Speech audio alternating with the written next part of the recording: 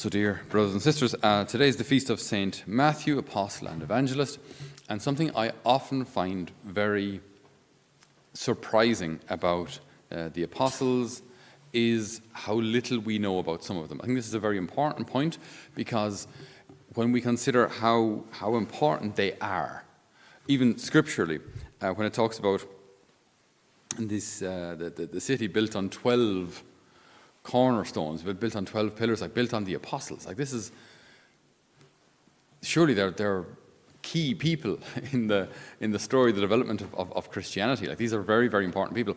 All the more an evangelist, because there aren't 50 gospels, there are 4, and 3 of them are very, very similar. So like these people are absolutely key to our faith, and yet some of them are relatively unknown. Like, I mean, if you were to sit down and write, how much do you know about any one of the apostles, apart from Peter, what do you know about them? Like, you know, James the Less. What do you know? Like, and yet these are so important to our faith, but we know very little about them. And not only do we know very little about them, the church knows very little about them. When it comes to St. Matthew, we don't really know what he did after he wrote his Gospels.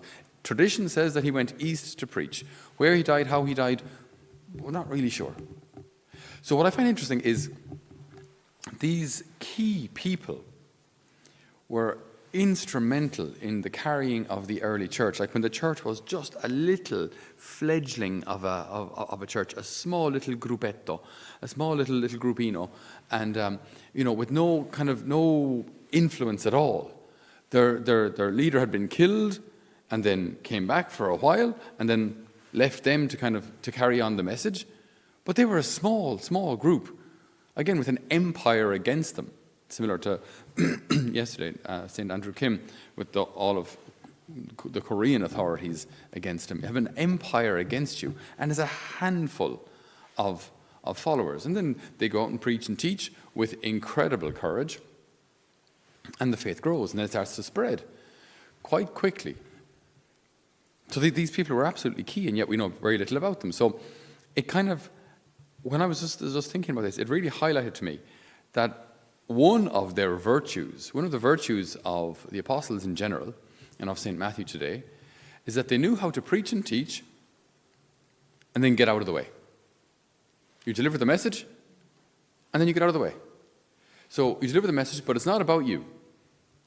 So you deliver the message and then you get out of the way. So it's like that's what all good teachers would do, hopefully. It's what all good coaches do, hopefully. They give you the information, the skills, they train you, and then you have been formed, you have been trained, off you go. Put it into practice. I can't carry you anymore. Off you go. That's what good parenting is as well. You educate your children with principles for making decisions, right and wrong, and then eventually you have to let them go. You can't keep them at home forever, wrap them in cotton wool and put a big helmet on them, which is something I would probably be tempted to do, to keep them safe, but wrap them all up so they can't hurt themselves. Don't let them near bicycles or power tools or the ground because they could fall on it, or hurleys or footballs or roads or air, which could be contaminated. I mean, how do you protect your children? So anything and everything could go wrong. But eventually you form them and then you have to let them go. So I was talking to somebody a while ago and they said something which really struck me because it showed great self-knowledge in them. They were describing a certain situation and how they were struggling with a situation that they were in, a person that was in their lives. And they used this expression. They said, I know that I've invested too much into this person. I'm putting too much time and effort and thought into this particular relationship. But she said, I just really wanted to be needed. I wanted to be needed. I thought, wow, that's good self-knowledge. I like that's that, but it's also a very interesting thing to reflect on, to want to be needed. Because I've often thought, and maybe you've seen the same thing, people in your lives or people you know who are in relationships that they know are bad, but either don't leave or can't leave, or well, they say they can't leave. So they're going out. They're not even married yet. So they're not married. So you're at a stage when you can leave, and this person might have a very serious addiction. But what can happen is I want to help them. And then that other person might actually want to be helped. They need help, they want help, and you want to help them. So they have a need and you want to fulfill it. What's that called? A codependent relationship. Because now they have a need that they want to be helped, and I really like to be needed. I like to be needed. I like when they need me, then it gives me purpose. I was talking to someone similarly who said that they really want to have a child. And I said, so you really want to get married and have children? No, I really want to have children. And I said, hold on a second now. Please get the order right. Please find a man who will be a good husband and a good father, and then have children. And then she said, yeah, but men are complicated and they're difficult, they can let you down. And I said, I agreed, we're stupid, but there are some good ones out there. There are some good ones out there. There are some good men who will make good husbands and good fathers. Find one, wait for one, but don't skip that process and just jump to, I want to get pregnant and have a child. And then I asked her, excuse me, why do you want to have a child? Why? I said, well, just because when you wake up in the morning or when you wake up in the middle of the night, the child needs you. And you can help them and you can teach them and they look forward to seeing you. And I said, yeah, they do until they're teenagers. All right, then everything changes. All right, so yeah, I said, you want to have a child because you want to be needed. Okay, so that means you want to have a child kind of for you. For that child then to fulfill your need. That's not a good reason to be a mom. It's a very, very dangerous reason to be a mom. Like this person struggles with self-love and struggles at times with even wanting to live. So like her idea is if I had someone to live for, I wouldn't hurt myself. But unfortunately, statistically, that is not true. People who commit suicide, it's not that they don't have children. So that doesn't work. It doesn't work. But it's, again, so this idea of wanting to be needed might be more common than you might realize. Maybe it's in you. Like people who like to be kind of crisis managers. There's a problem? Okay, show me the problem. All right? Yeah. Okay, we've got a solution. Right? What we've got to do is, all right? And they like problems. They like problems because they can just walk in and fix the problem. It's kind of why we men like fixing stuff as well. When something's broken, I do like to have stuff around me that works because then it does what it's supposed to do. But when something is broken, there is a certain satisfaction in fixing it because then you did something, and all those expensive power tools that you bought have now served a purpose. So you've done something good. But again, there can be this desire in us to be needed, which I think it's very good to be aware of. Ginny, am I doing this? Am I doing what I'm doing because I want to be needed? So as regards, relationships, as regards work, as regards even our gifts and talents and how we use them. Do I want to be needed? Because if I do, there's a grave danger that I'm feeding an appetite that shouldn't be fed. I remember hearing it said, if we have within us two wolves, so to speak, the wolf of vice and the wolf of virtue. And the question asked was, which one survives or which one wins? The one you feed. The one you feed. So if we're trying to, feed the wolf, the puppy of virtue, then if I give them more time and more focus, then they grow. Then I become a more virtuous person. If on the other hand I'm feeding these vices, then it's quite dangerous. Then desire to be needed can take over. There was I think it's in The Great Divorce by C.S. Lewis. He talks about, we haven't time to recap the whole story, but basically people find themselves in a purgatory-like state. So they're taken by this bus up into a different kind of a reality altogether, where their bodies are transparent. So I can kind of see you, but I can see through you as well. So your body, they're not solid, and you're not a full ghost either. You're kind of a semi-solid. So what happens is, as they walk, it hurts. The grass kind of hurts them. The grass kind of semi-goes through their feet, so it hurts. So, but the more they walk, the more their feet become resistant, the more they become more solid. And the goal is to get from where the bus dropped them to the top of the mountain, i.e. heaven. Okay. So as they're walking along, grass hurts. Rain really hurts. It's like getting shot. But then as the more it rains on them, the tougher they get. But each person there has a little angel guide. And so the guides are talking to the people that have been brought up to this purgatory-like state. And some of the conversations are fascinating because C.S. Lewis, just being smart and observant, it's not always black and white as regards heaven and hell and purgatory. We think like all them bad people go to hell and all them good people go to heaven, and it's very simple in our heads.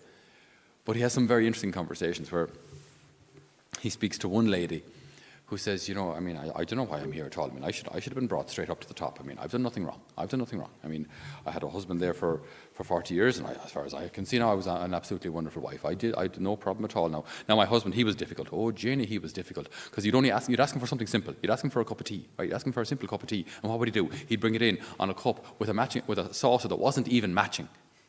And I'd send it back. I'd say, the saucer has to match the cup. You can't bring in a different cup and a sauce. I just wanted him to get the simple things right. Do you think he would? No.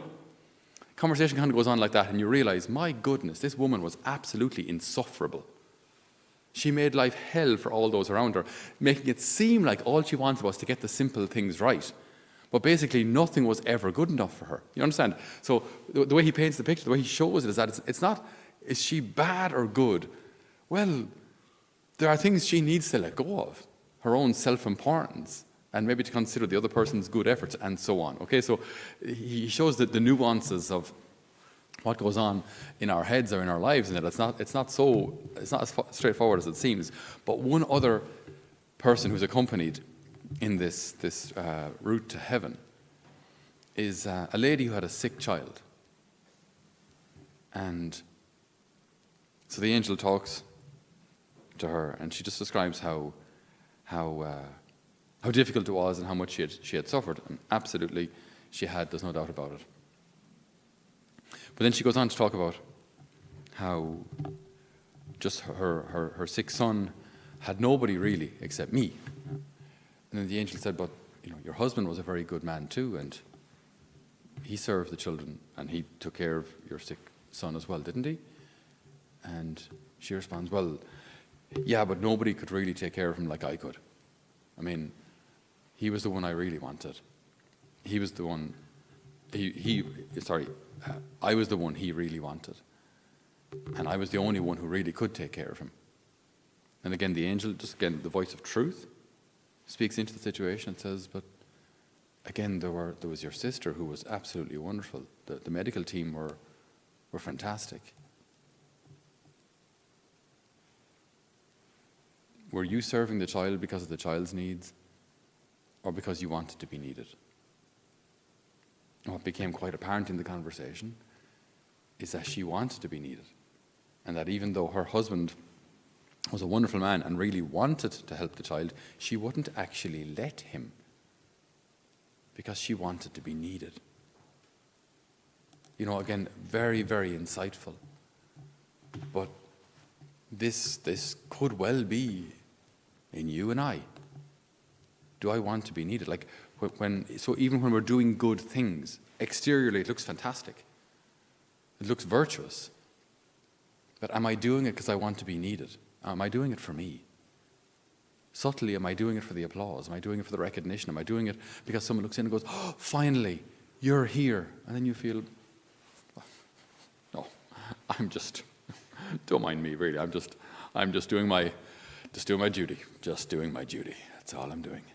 But deep down, you're like, it's nice to be needed. It's nice to be needed. If we're going to do the Lord's work as evangelists or in a family, we need to know how to do what the Lord is asking of us and then get out of the way. And to not hang around so that we're needed. Even in the business world, I've heard it said when people when they have a startup company, one thing which often cripples startup companies is the founders, when they get to a certain age, don't want to move on. They don't organize for their own succession, so that at whatever 65, I'll retire and I will hand it over, and I'm going to prepare the people or the group that I'm going to hand it over to, and then I give it to ye, and off ye go. I stand back. I've formed you. You've seen how this works, but then obviously the world has changed since I started it. Now they use a thing called social media for advertising, which didn't exist in the 1950s. But so the new management get it, and they understand how it all works. And maybe I might say, no, don't mind that social media now. What we need is postal advertising. Right? We're going to post out to people. They get the letter in the door. They love that. They love getting letters in the door. No, they don't. That's called spam, and people hate it. Junk mail. There's a reason you go around Dublin. You see all these notices on the. I did a mail drop once in Dublin. You see all these labels on the doors. No junk mail. People hate it. So you get my point. So you get to a certain age and you don't want to let go. You've started something and you don't want to let go of it. Why? Is it really for the good of the company, or is it because you want to be needed? If we do this, we get in the way of the Lord, especially as regards family, especially as regards the church. And we're feeding a desire in us that ultimately is self-centered. It may come from a place of woundedness. It may come from a place of hurt. Absolutely, it's quite likely. This is something then that we need to bring to the Lord. Lord, if I am acting in such a way as to just want to be needed, then heal that wound. Heal that relationship where I didn't feel wanted or I didn't feel needed, and that has created this gap or this void that I'm trying to fill now in my adulthood. Because if that's what I'm doing, to be honest, that hole will never be filled. That appetite will be insatiable, and it makes my motivations self-centered, and that's no good for anyone.